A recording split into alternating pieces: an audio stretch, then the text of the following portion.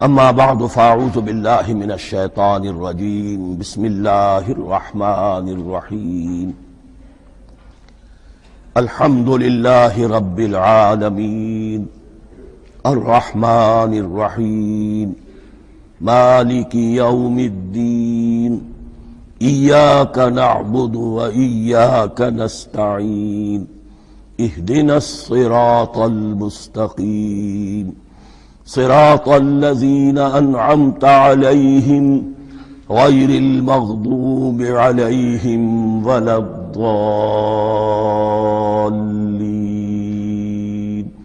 آمين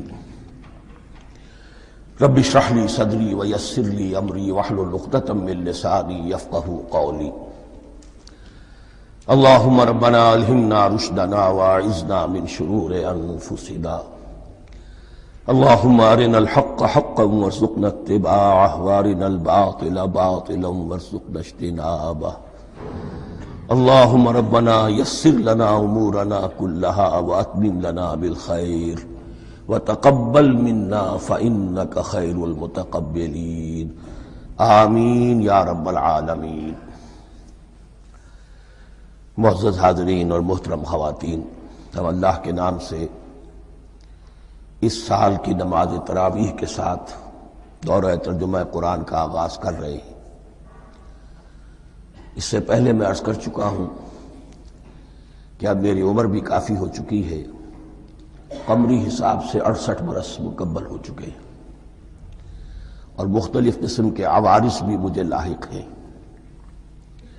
اور بہت سے احباب نے اور رفقاء نے مشورہ دیا تھا کہ میں اتنا بڑا بوجھ اپنے ذمے نہ لوں، لیکن میں نے خالصتاً توکلاً علی اللہ اس کی ہمت کی، اس کا ارادہ کیا، اس کے لیے اہتمام بھی خصوصاً ہوا ہے۔ مجھے اندازہ ہے کہ اب میرے خیالات کی جو رو ہے وہ اب اتنی تیز نہیں ہے جتنی کبھی ہوا کرتی تھی۔ کراس ریفرنسز بھی جو ہیں قرآن حکیم کے وہ اتنے مستحضر نہیں ہیں جتنے کبھی ہوتے تھے، بلکہ واقعہ یہ ہے کہ میری زبان بھی بعض اوقات لڑکھڑاتی ہے، اس لیے کہ مجھے جو ادویات استعمال کرنی پڑتی ہیں ان کا اعصاب پر بھی اثر ہوتا ہے، اور جو ہمارے اعضائے رئیسہ ہیں ان پر بھی اثر ہوتا ہے۔ بہرحال ان سب کے علی الرغم اللہ کا نام لے کر آغاز کر رہے ہیں۔ میری انتہائی نگارش یہی ہے، تیرے نام سے ابتدا کر رہا ہوں۔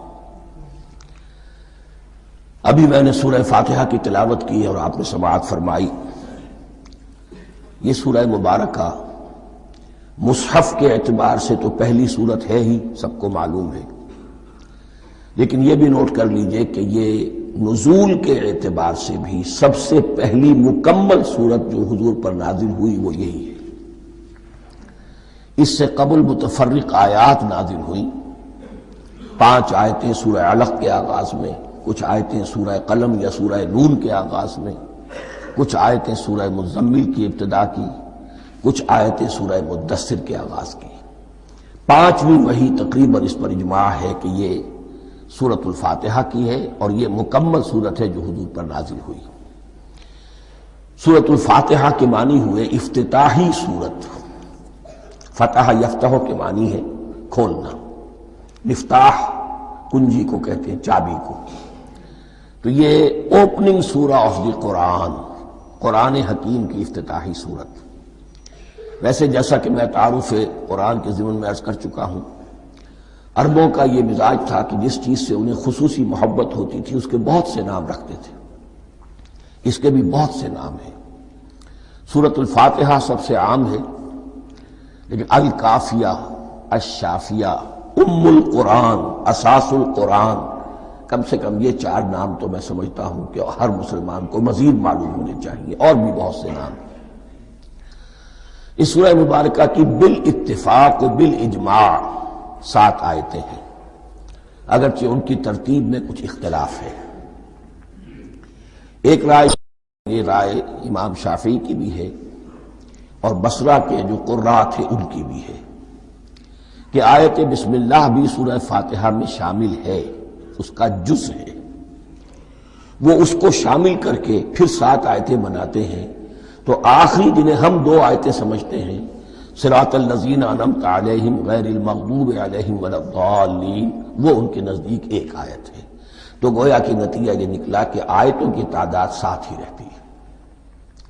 امام ابو حنیفہ رحمۃ اللہ علیہ کا موقف اور کوفے کے جو قراء تھے ان کا بھی موقف یہ ہے کہ آیت بسم اللہ نہ سورہ فاتحہ کا جز ہے نہ کسی اور سورت کا جز ہے، سوائے ایک مقام پر جہاں حضرت سلیمان علیہ السلام کا خط جو ہے نقل ہوا ہے، جنہوں نے ملکہ سبا کو لکھا تھا انہ من سلیمان و انہ بسم اللہ الرحمن الرحیم۔ تو قرآن کے متن میں صرف اسی جگہ پر یہ آیت شامل سمجھتے ہیں، باقی یہ صرف علامت کے طور پر کہ یہاں سے ایک نئی سورت شروع ہو رہی ہے درج کی گئی ہے۔ اس سورہ مبارکہ کو الصلاح قرار دیا گیا ایک حدیث میں، اس کا جو اسلوب ہے وہ دعا کا ہے، اور دعا کے ساتھ اس کی جو مناسبت ہے اور پھر اسی کی وجہ سے ہماری نماز کا یہ جزو لا ینفک بنا دیا گیا، بلکہ ایک حدیث جو میں آپ کو سناؤں گا اس میں اسی کو نماز قرار دیا گیا، الصلاح یہی ہے۔ ویسے وہ حدیث مبارک موجود ہے من لم یقرأ بفاتحۃ الکتاب لا صلاۃ لمن لم یقرأ بفاتحۃ الکتاب، جو شخص سورہ فاتحہ کی تلاوت نہیں کرتا اس کی کوئی نماز نہیں۔ اس کے حوالے سے بھی ہمارے ہاں دو مسلک ہیں، ذکر صرف اس لیے کر رہا ہوں کہ آپ کے علم میں ہو، ان میں کوئی بنیادی فرق نہیں ہے، کسی بھی ایک رائے کا انسان قائل اور حامل ہو سکتا ہے بغیر اس کے کہ دوسرے کو بالکل غلط قرار دے، بلکہ یہ کہ اس کے لیے بھی گنجائش اپنے ذہن میں اور اپنے دل میں رکھے۔ تو ایک رائے یہ ہے کہ یہ میں کیا عرض کر رہا تھا کوئی بھول گیا ہوں۔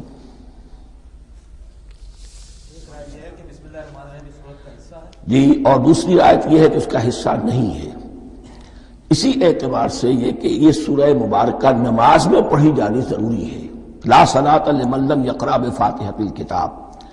البتہ یہ اختلاف ہے، یہ بات جو میں ذکر کر رہا تھا جو ذہن سے نکل گئی، کہ آیا مقتدی جو ہے امام کے پیچھے کھڑا ہو کر جب نماز پڑھ رہا ہو تو کیا اس صورت میں بھی اس کے لیے لازم ہے کہ سورہ فاتحہ پڑھے؟ اس میں دو رائے ہو گئی، بلکہ تین۔ ایک رائے انتہائی ہے اور وہ فقہ حنفی کی طرف منسوب ہے کہ اگر آپ امام کے پیچھے مقتدی کی حیثیت سے نماز پڑھ رہے تو کسی بھی رکعت میں آپ سورہ فاتحہ نہیں پڑھیں گے۔ ایک دوسری بالکل برعکس رائے ہے، وہ امام شافعی رحمۃ اللہ علیہ کی ہے کہ ہر حالت میں چاہے امام جہری رکعت پڑھا رہا ہو جس میں وہ بلند آواز سے سورہ فاتحہ پڑھ رہا ہو اور چاہے وہ سری رکعت ہو، ہر حالت میں مقتدی کو بھی پڑھنی ہے۔ ایک تیسری رائے بین ہے، وہ امام مالک کی ہے رحمۃ اللہ علیہ، کہ جو سری رکعت ہے جس میں کہ امام بھی خاموشی سے پڑھ رہا ہے مقتدیوں کو بھی پڑھنی چاہیے، جو جہری رکعت ہے جس میں کہ امام بلند آواز سے پڑھ رہا ہے اس میں مقتدیوں کو خاموش رہ کر پوری توجہ جو ہے سننے پر صرف کر دینی چاہیے۔ اذا قرئ القرآن فاستمعوا له وانصتوا، جب قرآن پڑھا جا رہا ہو تو پوری توجہ اس کے پڑھنے پر مرکوز کر دو اور خود خاموش رہو۔ میرے اپنی رائے میں یہ تیسری رائے سب سے زیادہ صائب ہے اور اس میں کسی طرح کی بھی کوئی پیچیدگی پیدا نہیں ہوتی۔ بہرحال اس سورہ مبارکہ کا جو اسلوب ہے میں نے عرض کیا دعائیہ ہے، البتہ قرآن مجید کے علم اور حکمت کے اعتبار سے، اس کے فلسفے کے اعتبار سے ایک بات سمجھ لینی چاہیے۔ قرآن کا فلسفہ یہ ہے کہ بنیادی ہدایت ہر انسان کے دل میں موجود ہے بالقوہ، پوٹینشلی۔ یہ جو قرآن مجید یا اللہ کی کتابیں نازل ہوتی ہیں یہ انہیں ایکٹیویٹ کرتی ہیں، وہ اندر کی جو ڈورمنٹ کانشسنس ہے، خوابیدہ شعور جو ہے اسے بیدار کر کے اور پھر یہ کہ اسے اجاگر کرتی ہیں۔ ہر سلیم الفطرت انسان اور سلیم العقل انسان، دو سلامتی شرط ہیں۔ سلیم الفطرت، نیچر پرورٹڈ نہ ہو، فطرت مسخ نہ ہو گئی ہو، عقل سلیم ہو، ان دونوں چیزوں کا نتیجہ یہ نکلتا ہے کہ وہ انسان از خود بغیر کسی وحی کی رہنمائی کے، بغیر کسی نبی کی تعلیم کے سے استفادہ کیے ہوئے از خود بھی کچھ حقائق تک پہنچ جاتا ہے۔ اور وہ حقائق کیا ہے؟ نمبر ایک یہ کہ اس کائنات کا ایک خالق ہے اور وہ ایک ہے، اور وہ تمام صفات کمال سے متصف ہے۔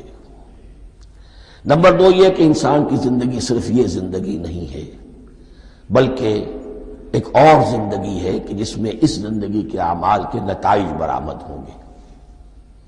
یہ 2 باتیں، اس کی زیادہ وضاحت کے ساتھ جو ہے اس کا تذکرہ آئے گا سورہ لقمان میں، جہاں حضرت لقمان کی شخصیت کا تذکرہ ہے۔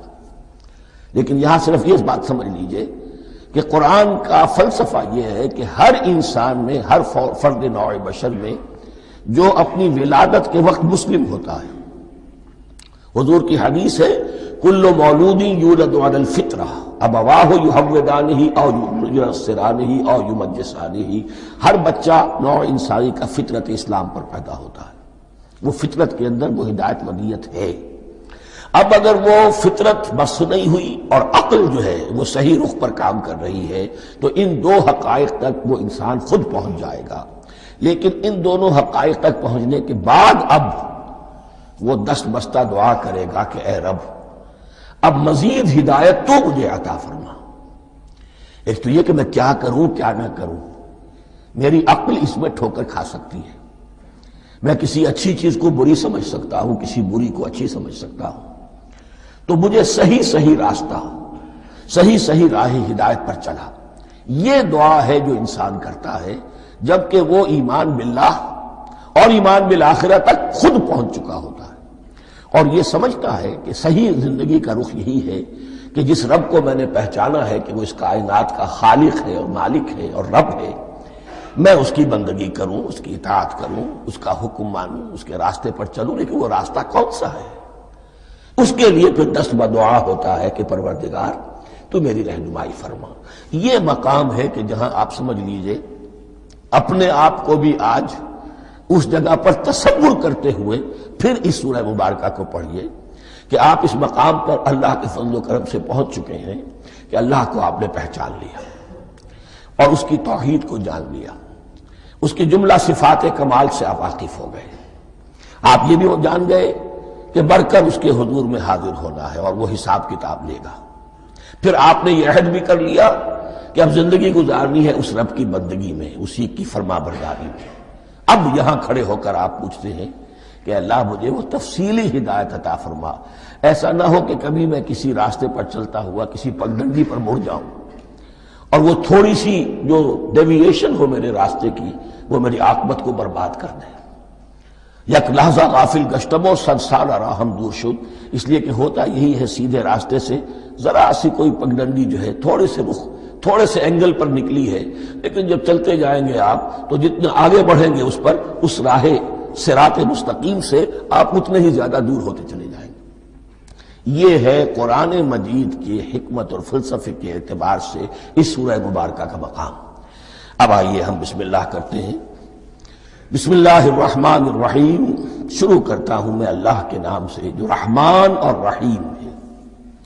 اس پر کچھ گفتگو ہو چکی ہے تعارف قرآن کے ضمن میں کہ رحمان اور رحیم 2 نام ہیں کہ جو رحمت کے مادے سے نکلتے ہیں۔ رحمان میں اللہ تعالیٰ کی رحمت کا جوش، ہیجانی کیفیت، طوفانی کیفیت، اور رحیم میں اللہ تعالیٰ کی رحمت کا دوام اور تسلسل۔ یہ دونوں کیفیات اللہ کی رحمت میں بیک وقت موجود ہیں، جس کا ہم تصور نہیں کر سکتے۔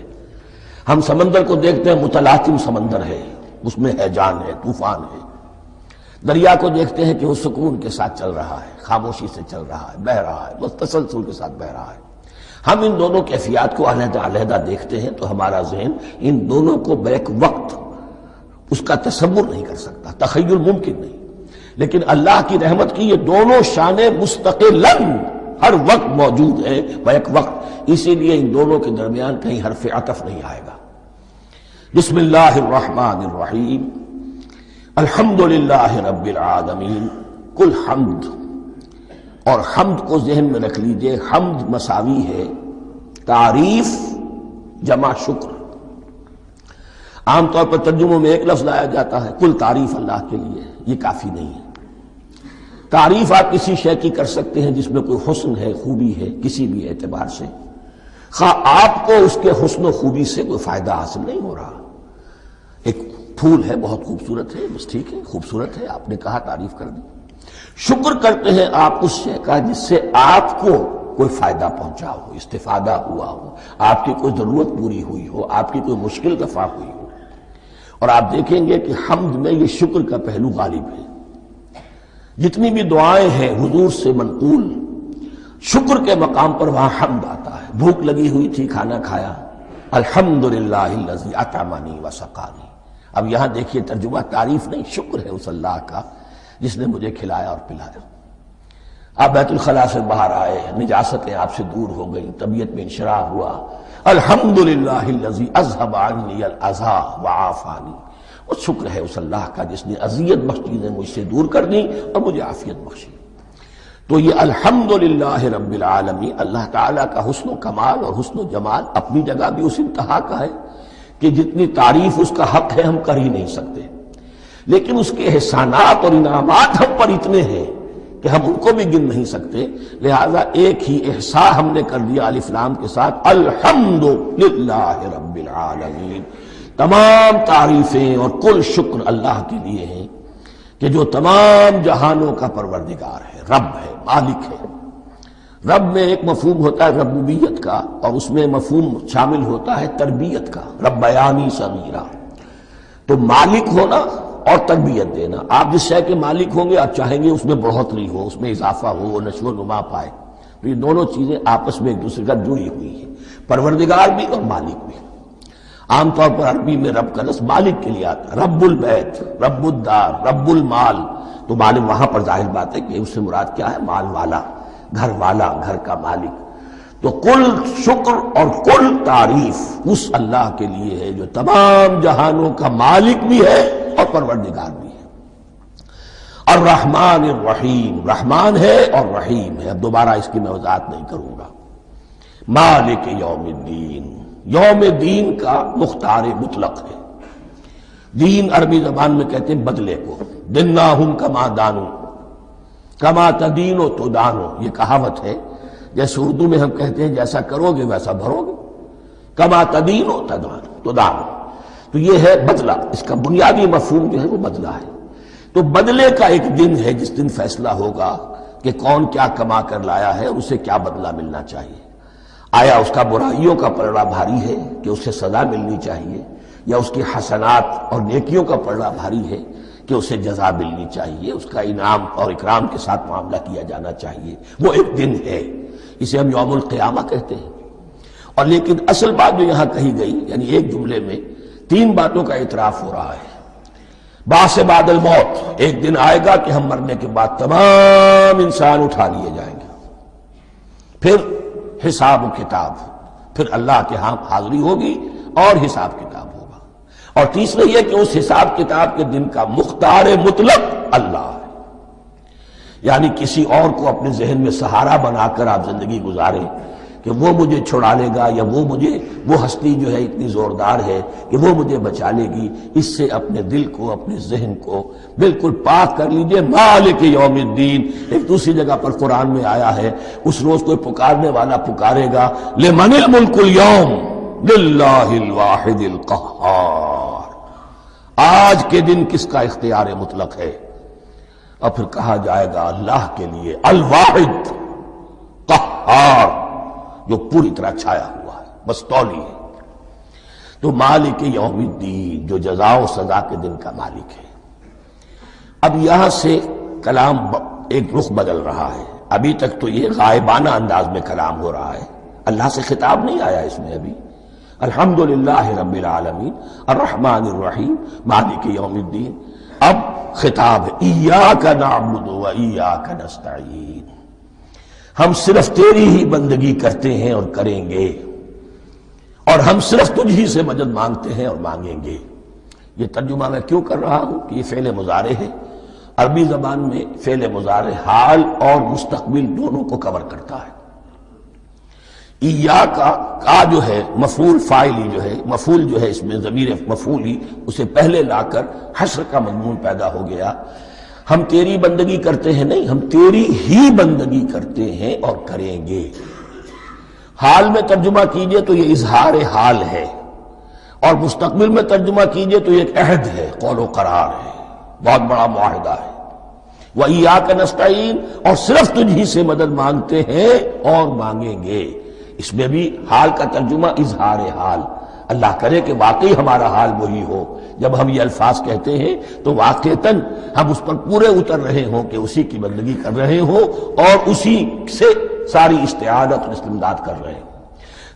جہاں تک مستقبل کا تعلق ہے وہ پھر ایک عہد ہے، اہدنا الصراط المستقیم، یہ مقام وہ آ گیا کہ یہاں تک تو اے پروردگار ہم پہنچ گئے، تیرے فضل سے، تیرے کرم سے، فطرت سلیمہ بھی تیری عطا کردہ تھی، عقل سلیم بھی تیری ودیعت کردہ تھی، ان دونوں کی روشنی سے ہم یہاں تک تو پہنچ گئے۔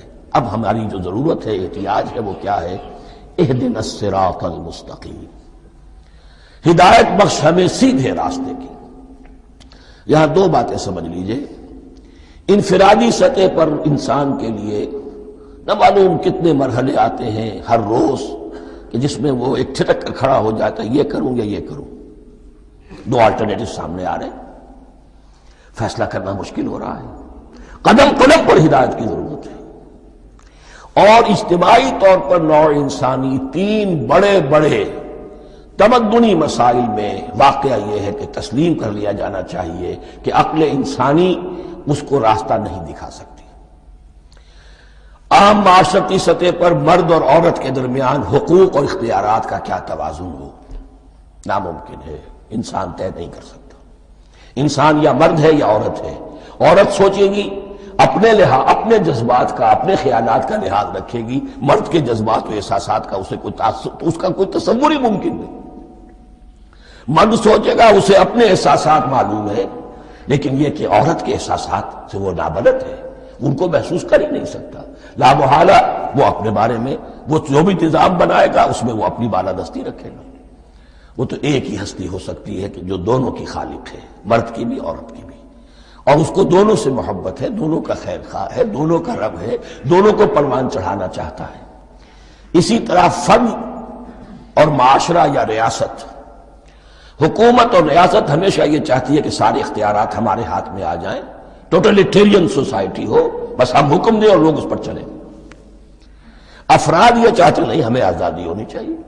اب آپ دیکھیے کہ دنیا میں کتنے جھگڑے چلتے ہیں اسی پر، فریڈم فریڈم فریڈم۔ وہ فریڈم واقعتاً اپنی جگہ پر ایک شے ہے، افراد کی آزادی ہونی چاہیے، لیکن افراد کی آزادی اتنی نہ ہو جائے کہ وہ مادر پدر آزاد ہو جائے، کوئی قانون، کوئی قاعدہ، کوئی اخلاقی، کوئی حدود اور قیود جو ہے ان کا پابند نہ رہے۔ تو اب کہاں ہے وہ نقطہ اعتدال کہ جس میں انسان کی انفرادی آزادی، انفرادی اختیار اور ادھر اجتماعی مصلحتیں جو ہیں ان کو بیلنس کیا جا سکے؟ انسان طے نہیں کر سکتا، صرف اللہ ہی اس کے لیے نظام دے سکتا ہے۔ تیسرا مسئلہ ہے سرمایہ اور محنت، اس میں کیا توازن ہو؟ سرمایہ اور محنت دونوں مل کر کچھ بنا رہے ہیں، کچھ پروڈیوس کر رہے ہیں۔ اب اس میں نفع جو ہوا ہے اس میں سرمایہ کا کتنا حصہ ہونا چاہیے اور لیبر کا کتنا ہونا چاہیے، کون طے کر سکتا؟ اس کے لیے بھی کہ ایسا نہ ہو کہ سرمایہ داری جو ہے آکاش بیل بن کر پورے معاشرے پر چھا جائے، اور غریب بیچارہ، مزدور بیچارہ، کاشتکار بیچارہ وہ گویا کہ چکی کے دو پارٹوں میں پس کر رہ جائے، اس کی کوئی حیثیت نہ رہ جائے۔ لیکن یہ کہ دوسری طرف اگر یہ کہ مزدور کا جو حق ہے اس سے زیادہ اس کو دے دیا جائے تو سرمایہ جو ہے وہ سکڑ جائے گا، شائی ہو جائے گا، وہ پھر میدان میں نہیں آئے گا۔ کیا کیا جائے؟ کون سا نقطہ عدل و اعتدال ہے؟ یہ تین مسائل ایسے ہیں، اہدنا الصراط المستقیم۔ تو یوں سمجھیے کہ ایک جو بنیادی ہدایت تھی، ایک اللہ کو پہچان لینا، یہ جان لینا کہ کل حسن و جمال اور تمام انعام و اکرام کا منبع اس کی ذات ہے، وہ رحمان ہے اور رحیم ہے، اور یہ جان لینا کہ مرنے کے بعد جی اٹھنا ہے، حساب کتاب ہے، فیصلہ ہوگا جزا و سزا کا، اور مختار مطلق اس دن کا اللہ ہے۔ پھر یہ عہد کر لینا ایاک نعبد و ایاک نستعین۔ اس کے بعد دعا، پروردگار ہمیں ہدایت پر قائم رکھ، ہماری ہدایت میں اضافہ فرما۔ اس ہدایت کے لفظ کو سمجھ لیجئے، بنیادی ہدایت، تفصیلی ہدایت، قدم قدم پر ہدایت، ہدایت پر ہدایت، والذین اہتدوا زادہم ھدی، جو لوگ ہدایت کے راستے پر آتے ہیں اللہ ان کی ہدایت میں اضافہ کرتا ہے۔ تو یہ قدم قدم پر ہمیں ہدایت کی ضرورت ہے اور مرحلہ وار ضرورت ہے۔ ہدایت اس کو بھی کہتے ہیں کہ کسی نے آپ سے کوئی پتہ پوچھا، آپ نے کہا ادھر جانا، پھر دوسری گلی میں مڑنا، پھر جانا 2-3 لائٹیں چلے جانا، پھر مڑنا وغیرہ وغیرہ، یہ بھی ہدایت ہے، نظری طور پر آپ نے بتایا ہے۔ ایک ہدایت یہ ہوئی کہ بھائی میں چلتا ہوں آپ کے ساتھ، میں آپ کو وہاں تک پہنچا دوں گا تاکہ آپ کو دقت نہ ہو، آپ نے منزل تک پہنچا دیا۔ ان دونوں کے درمیان، یہ تو میں نے ایک فرد کی مثال دی ہے، اللہ اور بندے کے درمیان نہ معلوم کتنے مراحل ہیں ہدایت کے۔ تو کسی وقت بھی انسان اپنے آپ کو ہدایت خداوندی سے مستغنا نہیں سمجھ سکتا، اور نہیں تو پروردگار جو ہدایت دی ہے اس پر ہدایت پر قائم رکھ۔ کیا پتہ شیطان کا کوئی حملہ، کیا پتہ ہمارے نفس کی کوئی شرارت کسی ایسے رخ پر ہمیں ڈال دے کہ اب تک کی ساری کمائی بھی ضائع ہو جائے۔ لہذا یہ نہ سمجھیے کہ جب یہ ساری چیزیں ان کو معلوم تھی، ان چیزوں کا تو اقرار کر رہے تو اب ہدایت کون سی مانگ رہے ہیں؟ تو ہدایت کا تو بڑا میدان کھلا ہوا ہے، اور اس ہدایت کی وہ جو میں نے آخری شکل آپ کو بتائی ہے کہ منزل مقصود تک پہنچا دے، یہ ہدایت بھی قرآن مجید میں اس معنی میں بھی لفظ آیا ہے کہ اہل جنت جب جنت میں داخل ہوں گے تو جو ترانہ حمد ان کی زبان پر اس وقت ہوگا وہ کیا ہے؟ الحمدللہ الذی ہدانا لہذا وما کنا لنہتدی لولا ان ہدانا اللہ۔ کل شکر اس اللہ کا جس نے ہمیں یہاں تک پہنچا دیا، ہدایت دی یہاں تک پہنچا دیا، اور ہم ہرگز نہ پہنچ پاتے، ہم ہرگز ہدایت یافتہ نہ ہو سکتے اگر اللہ ہی ہمیں ہدایت نہ دیتا۔ اہدنا الصراط المستقیم، سیدھا راستہ، صراط الذین انعمت علیہم، اب اس کی مزید وضاحت ہے، راستہ اس کا ان لوگوں کا جن پر تیرا انعام ہوا۔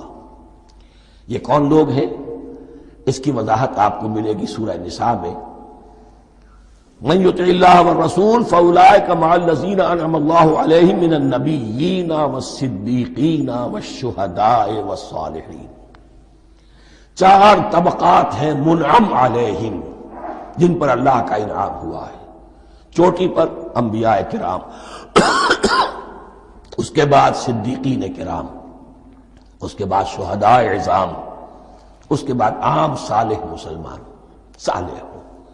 یہ بیس لائن ہے، اس سے اوپر کا درجہ شہداء کا ہے، اس سے اوپر کا درجہ صدیقین کا ہے، اور پھر اس سے اوپر کا درجہ انبیاء کا ہے۔ انبیاء میں سے پھر وہ بھی ہوتے ہیں کہ جو اولو العزم میں من الرسل ہیں، لیکن یہ 4 طبقات ہیں، ان کے راستے پر ہمیں چلا۔ غیر المغضوب علیہم ولا الضالین، جو مغضوب علیہم نہیں ہوئے، جن پر تیرا غضب نہیں ہوا، اور غضب ہوتا ہے ان پر کہ جو ہدایت کے واضح ہونے کے بعد ہدایت کو ترک کر دے، وہ ہے مغضوب علیہم۔ جنہیں ہدایت مل گئی ہو، ہدایت کو پہچان لیا ہو، پھر اپنی شرارت نفس کی وجہ سے، اپنی نفسانیت کی وجہ سے، اپنے تکبر کی وجہ سے، اپنے حسد کی وجہ سے وہ اس حق کو رد کر دے، اس کو ترک کر دے، ان پر اللہ کا غضب آتا ہے۔ اور اس میں اس کی بہت بڑی مثال تاریخ کے اعتبار سے یہودی ہے۔ اللہ نے انہیں ہدایت دی، کتابیں عطا کی، تورات، انجیل، زبور، سینکڑوں نبی ان میں مبعوث کیے، 1400 برس تک نبوت کا تار ٹوٹا ہی نہیں، مسلسل۔ ابتدا میں بھی 2 نبی، موسیٰ اور ہارون، اور اختتام پر بھی 2 نبی، عیسیٰ اور یحییٰ علیہ السلام، اور ان کے مابین کوئی لمحہ نہیں آیا ہے تاریخ بنی اسرائیل میں جبکہ کوئی نہ کوئی نبی موجود نہ ہو۔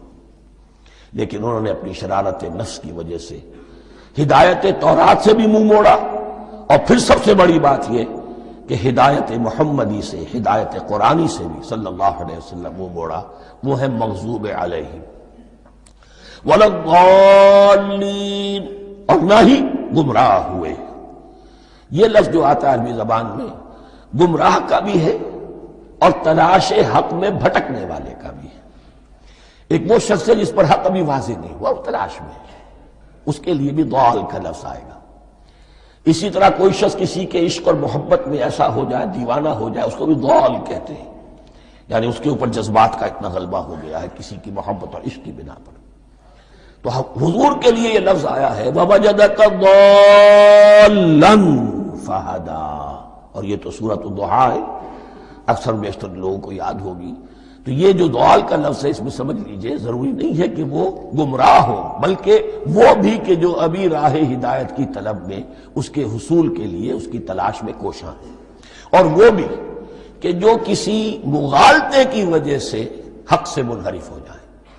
یہ بھی جان لیجئے کہ ایک ہے بدنیتی، تکبر، حسد، حق کو جان کر پہچان کر رد کر دینا یا چھوڑ دینا یا ترک کر دینا، ایک ہے کسی غلطی میں، کسی جذبات کے اندر آ کر، کسی غلو کے اندر مبتلا ہو کر اور حق سے منحرف ہو جانا۔ اس کی جو سب سے بڑی مثال ہے وہ نصارہ ہے، عیسائی ہے۔ حضرت مسیح کو انہوں نے مانا لیکن غلو کیا، یہ لفظ آئے گا آگے، لا تغلو فی دینکم، اپنے دین میں غلو نہ کرو۔ جیسے ہمارے ہاں بھی بعض لوگ ہیں جو حضور صلی اللہ علیہ وسلم کی تعریف میں، حضور صلی اللہ علیہ وسلم کے ساتھ اپنی محبت کے اظہار میں غلو کر جاتے ہیں۔ یہ انتہا درجے کو ہو گیا تھا حضرت مسیح علیہ السلام کے ماننے والوں میں، اور اس کی بنا پر انہوں نے تثلیث کا عقیدہ ایجاد کر لیا اور حضرت مسیح علیہ السلام کو اللہ کا بیٹا بنا دیا۔ تو اس کی سب سے بڑی مثال ضالین کی اس اعتبار سے کہ ہدایت پانے کے بعد کسی بدنیتی سے نہیں بلکہ کسی اچھے جذبے میں غلو کی وجہ سے، رسول سے محبت کرنا تو اچھا جذبہ ہے لیکن یہ محبت بھی ایک حد میں رہنی چاہیے۔ غلو کرے گی تو ظاہر بات ہے کہ اس کے بعد وہ گمراہی کی طرف لے جائے گی۔ تو یہ ہے اس سورہ مبارکہ کا ترجمہ، اور اس کے بعد آخر میں آمین کہنا یہ مسنون بھی ہے، کہنا چاہیے۔ البتہ اختلاف یہاں بھی صرف اتنا ہے کہ نماز میں جب آپ امام کے ساتھ ہیں، وہ اگر جہری قرات کر رہا ہے تو آیا اس کے بعد آپ کو بھی بالجہر کہنا ہے آمین یا نہیں کہنا، یہ اختلاف ہے، ان میں کوئی فرق واقع نہیں ہوتا۔ یہ چیز متفق علیہ کہ کہنا ہے آمین، بلکہ یہ آمین تو یہودیوں میں ہے، یہ آمین جو ہے یہ عیسائیوں میں بھی ہے۔ ان کی بھی جو پریئر، لارڈس پریئر ہے، اس کے بعد آمین، وہ آمین کہتے ہیں، وہ فرق، وہ لفظ ایک ہی ہے، اس لیے کہ عبرانی زبان اور عربی زبان یا تو ہم یہ کہہ سکتے ہیں کہ دونوں بہنیں ہیں، کوئی ایک مشترک زبان تھی ان کی ماں جس کی یہ دو بیٹیاں ہیں، اور یا یہ کہنا پڑے گا کہ عربی زبان کی ماں جو ہے وہ عبرانی زبان ہے۔ بہرحال بڑا قریبی رشتہ عربی کا اور عبرانی کا ہے، اس اعتبار سے وہ آمین۔ اب آپ کو معلوم ہے ہم السلام علیکم وہ کہتے ہیں، وہ سلام کہتے ہیں، فرق کیا ہے؟ وہ تو تلفظ کا فرق ہے۔ اسی طریقے سے اور بہت سے الفاظ ہیں، میں بعد میں بتا۔ اب میں اس سورہ مبارکہ کے بارے میں خاص حدیث آپ کو سنانا چاہتا ہوں، اور اسی سے در حقیقت جو امام ابو حنیفہ کا موقف ہے رحمۃ اللہ علیہ، اس کی حقانیت مزید مبرہن ہو جائے گی۔ یعنی کیا کہ آیت بسم اللہ سورہ فاتحہ کا جز نہیں ہے، سورہ فاتحہ الحمدللہ رب العالمین سے شروع ہوتی ہے۔ وہ میں آپ کو بتانا بھول گیا کہ جن کے نزدیک یہ سورت کا جز ہے وہ پھر جہری قرات میں بسم اللہ الرحمن بھی بلند آواز سے کہیں گے، اور جن کے نزدیک یہ سورہ فاتحہ کا جز نہیں ہے وہ نہیں کہیں گے، وہ الحمدللہ رب العالمین سے قرات کریں گے۔ تو کوئی فرق نہیں ہے بنیادی۔ یہ حدیث جو ہے یہ مسلم شریف میں ہے اور حدیث قدسی ہے، اس کے راوی حضرت ابو ہریرہ ہے رضی اللہ تعالی عنہ، اور اس حدیث نے اس سورت کے مضامین کا نہایت عمدہ تجزیہ کر دیا ہے۔ حدیث کے الفاظ سن لیجئے، قسمت الصلاۃ بینی و بین عبدی نصفین۔ اللہ تعالیٰ فرما رہے ہیں، حدیث قدسی ہے، میں نے نماز کو، صلاۃ کو اپنے اور اپنے بندے کے درمیان آدھا آدھا تقسیم کر لیا، فنصفها لی ونصفها لعبدی، اس کا نصف جو ہے وہ میرے لیے ہے اور نصف جو ہے وہ میرے بندے کے لیے ہے، ولعبدی ما سأل، اور جو میرے بندے نے مانگا میں اسے دوں گا، میرا وعدہ ہے یا میں نے اسے دیا۔ اس کے بعد اس کی تفصیل آتی ہے، اذا قال العبد، جب بندہ کہتا ہے الحمدللہ رب العالمین، قال اللہ حمدنی عبدی، جب بندہ کہتا ہے الحمدللہ رب العالمین، اللہ فرماتا ہے میرے بندے نے میری حمد کی۔ وَإِذَا قَالَ الرَّحْمَٰنِ الرَّحِيمِ قَالَ اللَّهُ اثْنَىٰ عَلَيَّ عَبْدِي، جب بندہ کہتا ہے الرحمن الرحیم، اللہ فرماتا ہے میرے بندے نے میری ثنا کی۔ وَإِذَا قَالَ مَالِكِ يَوْمِ الدِّينِ قَالَ اللَّهُ تَعَالَىٰ مَجَّدَنِي عَبْدِي، میرے بندے نے میری تمجید بیان کی، میری بزرگی بیان کی۔ اب یہ تین آیتیں ہو گئیں، تینوں میں اللہ کی حمد ہے، ثنا ہے، تمجید ہے، یہ تین آیتیں خالص اللہ کے لیے ہو گئیں۔ اب چوتھی آیت آئی، ایاک نعبد و ایاک نستعین۔